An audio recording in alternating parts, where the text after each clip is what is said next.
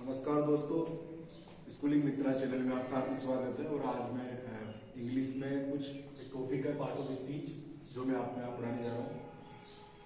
तो जैसे ये टेंस होता है, टेंस से पहले जो कुछ चीजें जो कुछ अनिवार्य चीजें समझने की होती है वो पार्ट ऑफ स्पीच होती है। क्योंकि टेंस में एक सेंटेंस होता है, जो पूरा सेंटेंस के अंदर वो बना कैसे है उसका पार्ट करके देखेंगे। वो उसका जो स्पीच होता है, वो जो सेंटेंस होता है, वो वाक्य जो होता है, तो वो किस भाग से बनकर बना होता है, तो वो सब चीजें मिलकर एक पार्ट ऑफ स्पीच कहलाती है।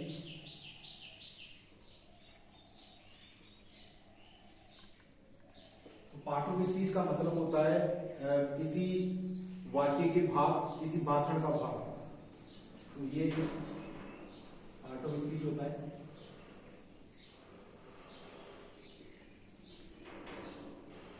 वाक्य का भाग बोल सकते हो। ये पार्ट ऑफ स्पीच जो होता है वो 8 प्रकार का होता है जनरली। एक होता है नाउन, प्रोनाउन,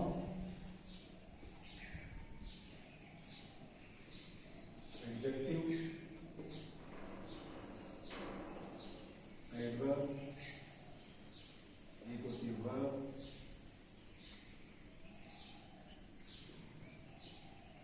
प्रीपोजिशन,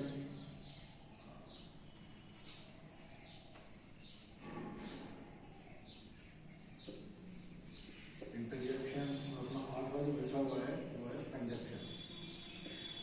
ये इस तरीके से मिला के पूरे 8 पार्ट ऑफ स्पीच होते हैं। इनको अपन क्रम के साथ एक एक पढ़ेंगे। नाउन जो होती है, नाउन का मतलब आपने कई बार पढ़ा होगा, नाउन यानी संज्ञा, यानी किसी भी व्यक्ति, वस्तु, जाति या भाव के नाम को अपन संज्ञा बोलते हैं।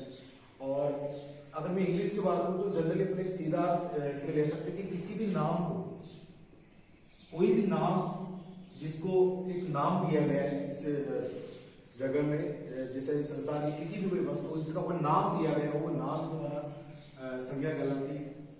जैसे मैं कुछ वाक्य लिखूं कि सीता इज प्लेइंग, तो यहाँ ये जो वर्ड हुआ सीता, ये वर्ड एक प्रकार का नाउन हुआ। ये जो सब्जेक्ट का काम कर रहा है वो एक नाउन है, यानी वाक्य में जो कर्ता होता है, काम को करने वाला जो व्यक्ति होता है, वो जो कोई नाम है वो संज्ञा कहलाती है। एक होता है प्रोनाउन। प्रोनाउन का मतलब होता है कि संज्ञा की जगह पर जिस अन्य शब्द को इस्तेमाल करेंगे वो प्रोनाउन होता है, जिसको अपन जनरली सर्वनाम कहते हैं।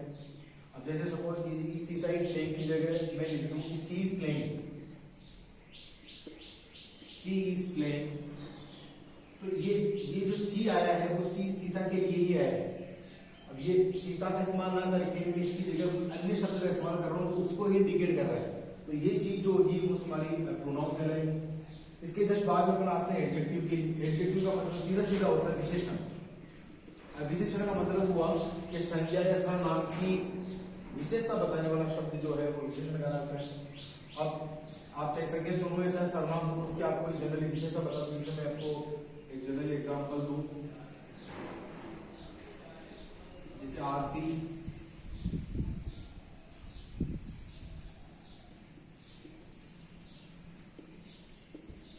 आरती से गुजर। अब यहाँ पर ये जो आरती हुई ये तुम्हारा नाउन हुआ, ये तुम्हारी हेल्पिंग वर्ब हुई, ये डिटर्मिनेशन हो गया। गुड जो है ये विशेषता बता रहा है, गुड का मतलब वो अच्छा। अभी अच्छा जो है एक प्रकार का एडजेक्टिव है जो विशेषता बता रहा है इस आरती की। तो कोई भी वे शब्द जो किसी संज्ञा या सर्वनाम उनकी विशेषता बताते हैं वो शब्द तुम्हारे एडजेक्टिव कहलाते हैं। इसके जस्ट बाद में बात करें तो आता है अपना एडवर्ब। एडवर्ब से पहले अपन थोड़ा नीचे चलेंगे वर्ब की ओर। वर्ब जो होती है इसको अपन बोलते हैं क्रिया, यानी काम का करना या होना पाया जाना, वो क्रिया कहलाती है। अब ये जो क्रिया है वो ऑब्वियसली कोई कर्ता ही करेगा, यानी कोई भी कर्ता जो कर्ता होता है उसके द्वारा कोई काम किया जाता है, कोई क्रिया की जाती है, वो इंग्लिश में वर्ब कहलाती है। अब जैसे मैं बोलूं कि we are going there, we are going there, हम जा रहे हैं, हम वहां जा रहे हैं। तो ये गो वर्ड जो है यहां पर आया, ये तुम्हारी क्रिया हुई। ठीक है। इसके अलावा और अन्य कंडीशन हो सकते हैं, जैसे मैं बोलूं कि आई स्पीक, सी स्पीक्स। तो इस तरह के जो वर्ड होते हैं कर्ता के द्वारा काम किया जा रहा है, तो वो काम क्या हो रहा है, वो काम इंग्लिश में वर्ब कहलाती है, जिसका आपको बोलते हैं कि किसी काम का होना या करना पाया जाता है, खाना पीना, रोना धोना, उठना आना जाना, ये सब चीजें जो होती है वो क्रिया करती है। नेक्स्ट सेंटेंस तो अपने प्रीपोजिशन। प्रीपोजिशन जो होता है वो दो नाउन के बीच में, जो दो नाउन होती है उनके बीच में संबंध बताने का काम करता है। एक नाउन का संबंध दूसरी नाउन से कैसे हो रहा है। अब जैसे मैं बोलूं कि सरला जो है, Sarla is sitting under the tree. Sarla जो है वो किसी पेड़ के नीचे बैठी हुई है। या थोड़ा ध्यान देना कि सरला और एक पेड़, ये दोनों चीजें नाउन है। अभी दोनों के बीच में संबंध बता रहा है वो कि बैठी हुई है, लेकिन कहां बैठी हुई है, नीचे।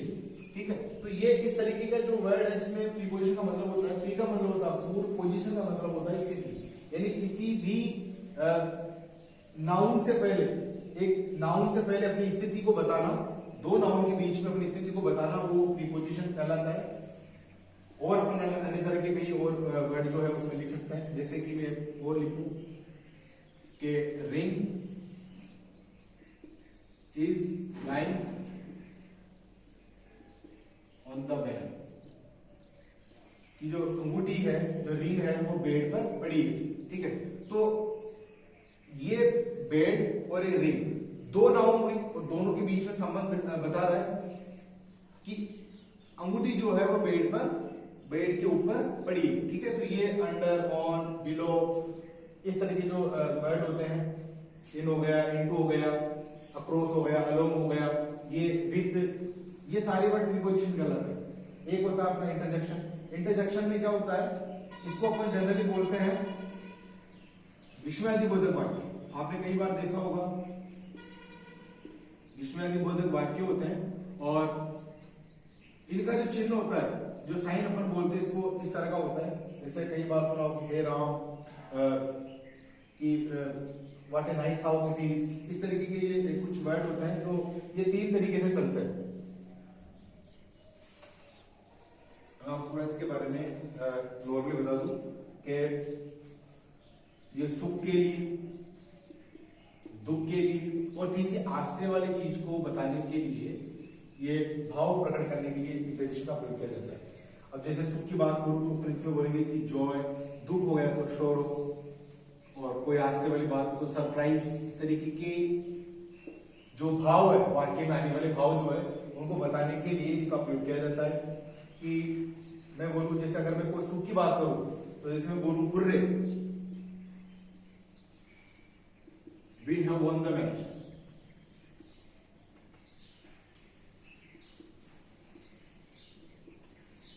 इस तरीके से कि hurray, we have won the match.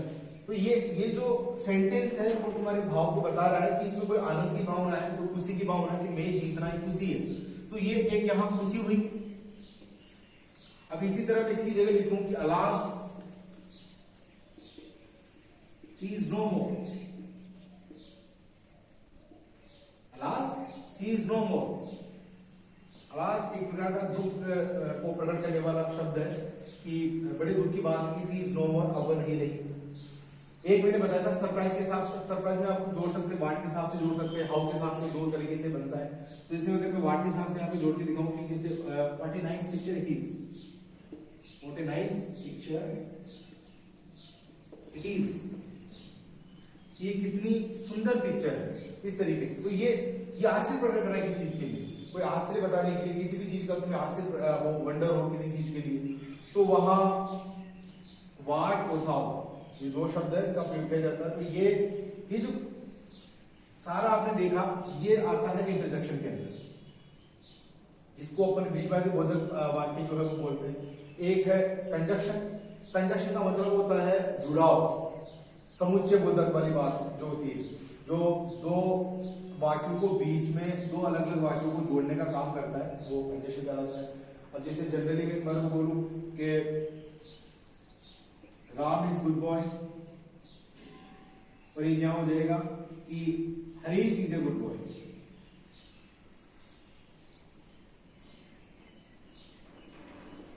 अभी दोनों वाक्य सेम लग रहे हैं, ऐसा क्या किया जाए कि दोनों सेंटेंस को जोड़ के उनको एक मिला दिया जाए। तो कुछ चीजें जो होती है वो अपनी सेम रहती है, जैसे is a good a boy, ये सब चीजें सेम। तो इनको एक तरफ से काट दें और इनके बीच में अगर एंड लगा दें तो शायद पूरा सेंटेंस एक बन जाएगा। जैसे राम एंड हरीश, इसको बना के देखेंगे तो Ram and Harish is a Harish are a good boy। ठीक है, तो इस तरीके से ये हो गया आपका कंजक्शन, यानी दो वाक्यों को जोड़ने का काम करने वाला जो शब्द होते हैं, बीच में आने वाले शब्द को कंजक्शन कहलाते हैं। जैसे एक और इस तरह का सेंटेंस होता है, एक उदाहरण और मैं आपको यहाँ दे दूं कंजक्शन का।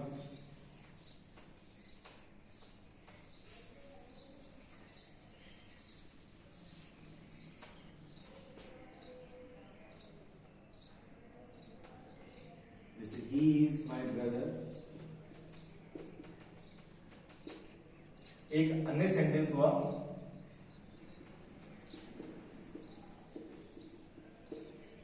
he is sitting under the tree। अब ये दो अलग अलग वाक्य हुए, ये एक वाक्य अलग हुआ और ये एक वाक्य अलग हुआ। he is my brother, वह मेरा भाई है।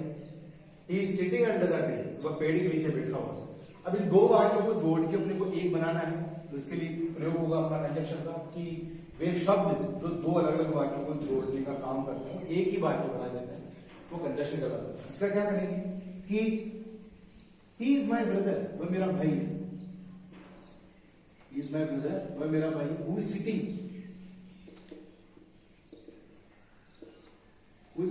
under the tree।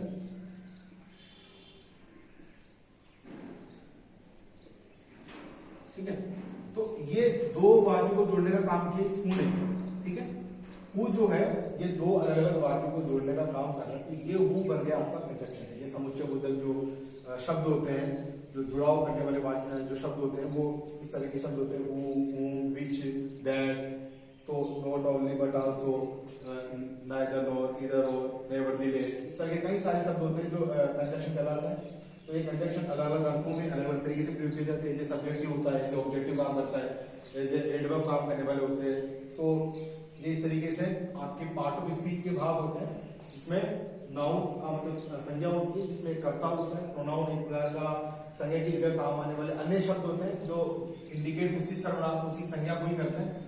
एडजेक्टिव का मतलब होता है विशेषण, जो किसी संज्ञा और सर्वनाम की विशेषता बताने वाले शब्द होते हैं, चाहे वो विशेषता अच्छी वाली बताए चाहे बुरी बताए। तो बुरी बात बताई चाहे अच्छी, कोई इसके बारे में इसके बारे में बात बताई जाए, तो वो सारी अच्छी और बुरी चीजें मिलकर विशेषण कहलाती है, क्योंकि वो संज्ञा सर्वनाम की विशेषता के रूप में आनी है। एडवर्ब मैं इसको थोड़ा छोड़ दिया था बीच में, ये लास्ट बचा हुआ अपना एक है एडवर्ब। तो एडवर्ब के बारे में अपन जनरली देखेंगे कि जैसे आपने थोड़ा इसके लिए थोड़ा ध्यान देना है, वर्ब इसके लिए, एडजेक्टिव के लिए। जैसे आपने देखा एडजेक्टिव जो होता है उसका मतलब होता है कि संज्ञा और सर्वनाम की विशेषता बताने वाले शब्द, वो एडजेक्टिव कहलाते हैं। इसी तरह हुआ एडवर्ब, ये दो चीजों से मिलकर बना हुआ है, एक तो इसमें एडजेक्टिव, एक इसमें है वर्ब। यानी एडजेक्टिव और वर्ब यानी वे शब्द, या अपन बोल सकते हैं कि वे शब्द जो किसी क्रिया की विशेषता बता रहे हैं। ये विशेषता बता रहा है एडजेक्टिव किसी संज्ञा और सर्वनाम की, और ये विशेषता बता रहा है किसी क्रिया की। अब जैसे एग्जाम्पल से आपको मैं बताना चाहूं, She speaks sweetly, वह स्पीक बोलती है, स्वीटली मीठा। अब मीठा जो है वो इसकी विशेषता नहीं है, शी की, इस प्रोनाउन की या किसी लड़की की यहाँ पे बात हो रही है, उसकी विशेषता नहीं है, ये विशेषता है उस क्रिया की। स्पीक का मतलब जो है बोलना होता है, और बोलना खाना पीना ये सब एक क्रिया होती है। तो यहाँ ये स्वीटली यानी वह मीठा बोलती है, इसमें मीठा जो है वो उस लड़की के लिए नहीं आ रहा, उसकी बोलने की क्रिया के लिए आ रहा है। तो ये हो गया आपका सी स्पीक स्वीटली। एक और एग्जांपल देना चाहूं,